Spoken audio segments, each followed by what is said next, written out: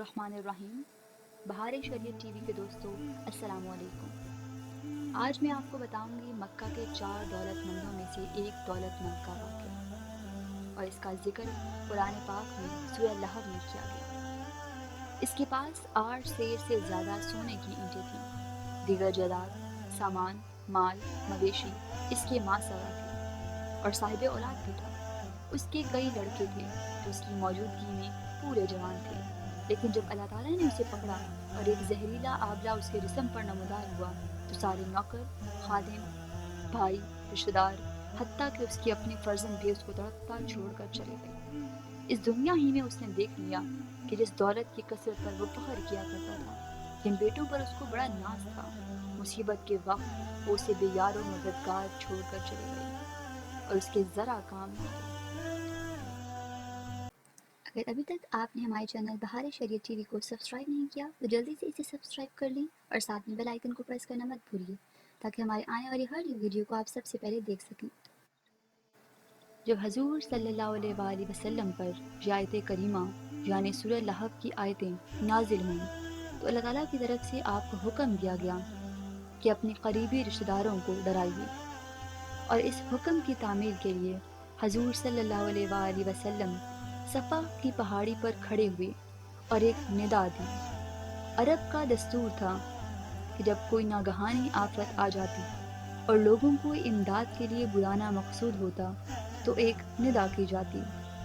لوگوں نے جب یہ ندا سنی تو بھاگتے ہوئے صفا کی پہاڑی کے دامن میں آ پہنچے، اور جو خود حاضر ہونے سے قاصر تھے انہوں نے حقیقت حال دریافت کرنے کے لیے اپنے نمائندے بھیجے۔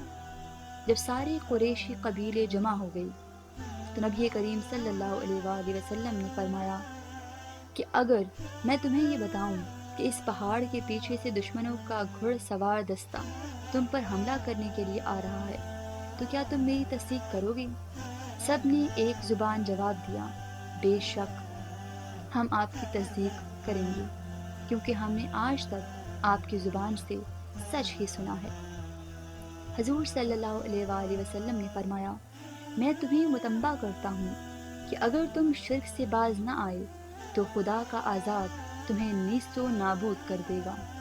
ابو لہب جو حضور صلی اللہ علیہ وآلہ وسلم کے چچا تھے، انہوں نے انگلی اٹھا کر اشارہ کیا اور گستاخی کرتے ہوئے بولے، اور ان کی یہ گستاخی اللہ تعالیٰ کو سخت ناگوار گزری، اور انتہائی غضب اور ناراضگی کا اظہار کرتے ہوئے فرمایا کہ ابو لہب کے دونوں ہاتھ ٹوٹ جائیں۔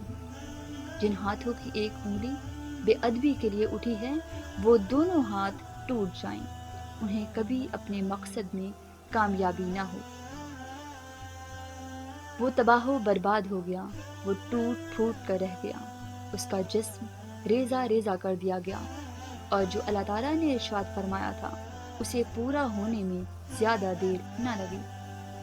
بزدلی کے باعث بدر کی جنگ میں وہ شریک نہ ہوا، لیکن بدر کی عبرتناک شکست پر ابھی صرف ایک ہفتہ ہی گزرا تھا کہ اس کے جسم پر ایک زہریلا چھالا نمودار ہوا جو چند دنوں میں اس کے سارے جسم پر پھیل گیا۔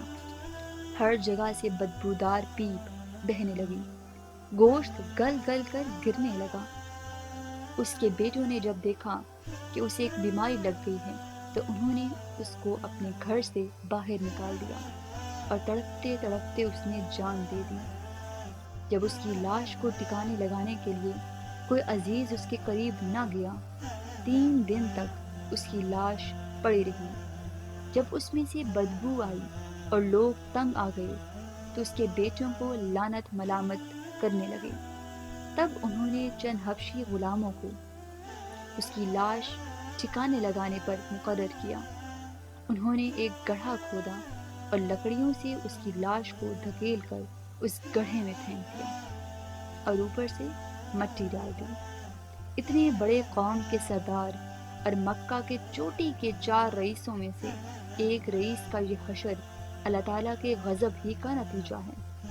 اولاد اپنے باپ کو اس تکلیف کے عالم میں نہیں چھوڑا کرتی، مرنے کے بعد اس کی لاش کو یوں گلتے سڑتے نہیں دیکھ سکتی، لیکن جب اللہ تعالیٰ کا غضب آتا ہے تو اولاد کے دل میں محبت یا ظاہر داری کے جذبات بھی ختم ہو جاتے ہیں، اور اس کا وہی حشر ہوتا ہے جو اس گستاخ بارگاہ نبوت کا ہوا۔